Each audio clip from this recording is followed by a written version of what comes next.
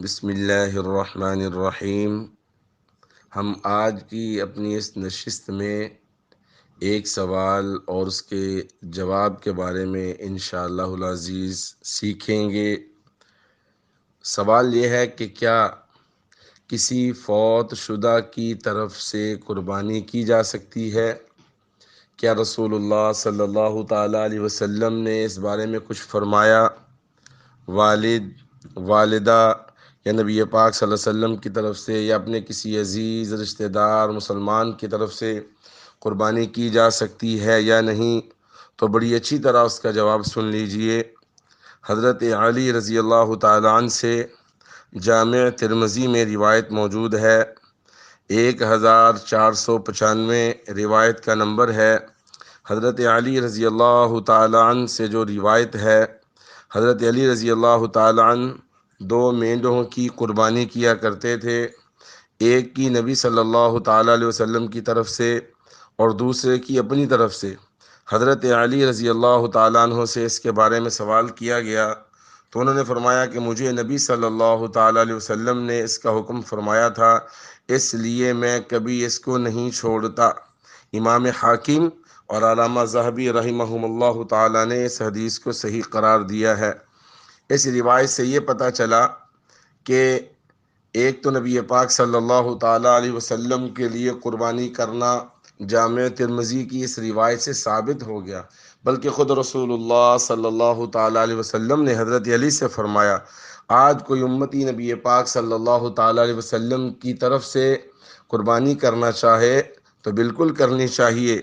اور ایک اور بات بڑی زبردست قسم کی جو روایات میں آتی ہے، رسول اللہ صلی اللہ تعالیٰ علیہ وسلم اپنے ان امتیوں کی طرف سے بھی ایک قربانی کیا کرتے تھے جو اللہ تعالیٰ کی وحدانیت کا اقرار کرتے ہیں، جو اللہ تعالیٰ کی وحدانیت کا اقرار کرتے ہیں۔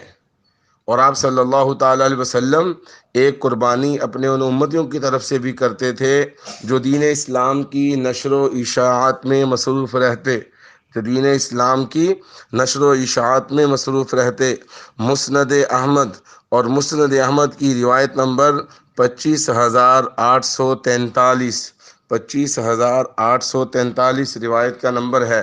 رسول اللہ صلی اللہ تعالیٰ علیہ وسلم نے ایک قربانی اپنے پورے گھر والوں کی طرف سے بھی کی ہے، ایک قربانی پوری امت کی طرف سے بھی کی ہے، اور امت کے صحیح العقیدہ مسلمانوں کی طرف سے بھی کی ہے، اور دین اسلام کی نشر و اشاعت کرنے والے لوگوں کی طرف سے بھی کی ہے۔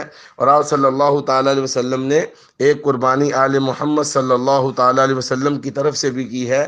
اس لیے اس بات کو بڑی اچھی طرح سمجھ لیا جائے کہ اپنے کسی فوت شدہ بزرگ کی طرف سے قربانی کرنا، والد کی طرف سے قربانی کرنا، والدہ کی طرف سے قربانی کرنا، زوجہ کی طرف سے قربانی کرنا، یا زوجہ کا شوہر کی طرف سے قربانی کرنا، یا اپنے بڑے بھائی کی طرف سے قربانی کرنا، یا نبی پاک صلی اللہ تعالیٰ علیہ وسلم یا خلفۂ راشدین یا صحابہ کرام رضی اللہ تعالیٰ عنہم میں سے کسی کی طرف سے قربانی کرنا، یا ازواج مطہرات امہات المومنین میں سے کسی کی طرف سے قربانی کرنا، یا سب کی طرف سے قربانی کرنا، تو یہ سب نفلی قربانی ہے، بالکل کی جا سکتی ہے، کرنی چاہیے۔